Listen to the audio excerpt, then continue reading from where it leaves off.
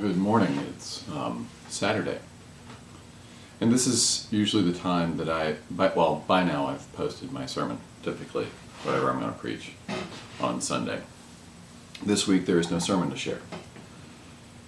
We are celebrating the Passion of Christ, or honoring the Passion, embodying the Passion, telling the Passion story of Christ through the music of Bach and his The Passion of Our Lord according to St. Matthew.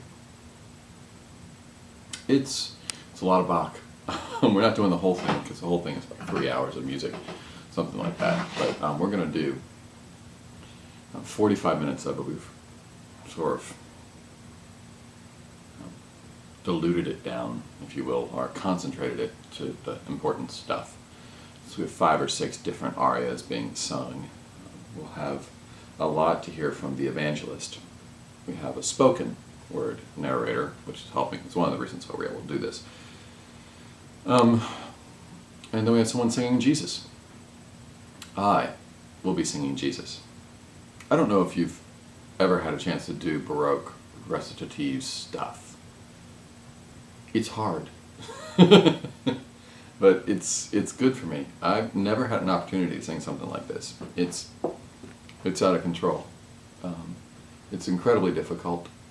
You're essentially singing a cappella. I mean, there's a little bit of organ noodling under you, but as the singer, you're actually leading the chord progressions as opposed to what I'm usually comfortable with, in something like Irish music or whatever, which is great and has some hard stuff of its own, but you're moving right along and the chords work with you under, no. That's not how it works. Here we're singing stuff and anticipating the next chord that the organ will sing, organ will play, so if I essentially, through the melody line, the sung line, outline a D minor diminished chord, then the organ, after I outline it, the organ plays it, and so when the organ's playing that, I'm off to the next chord, and that's what makes it hard.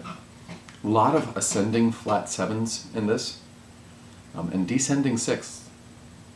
Yeah, if you know what that means, good on you.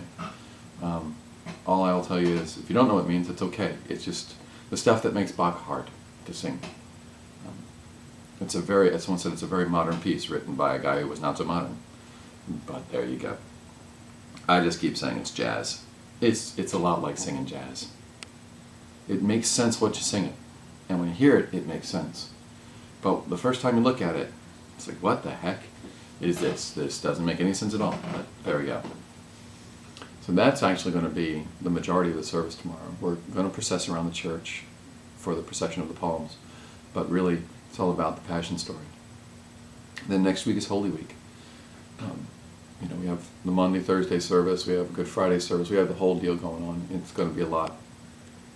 But if that were not enough, we've added, mind you, a leadership retreat, a church leadership retreat this morning. Fortunately, I have someone else leading it, but I will, of course, be there. We have a lot to discuss in the church. Ours is one of those churches that has been struggling for last 10, 15 years or more, trying to get membership back up, trying to figure out how to be valuable to the world again, which will involve some change.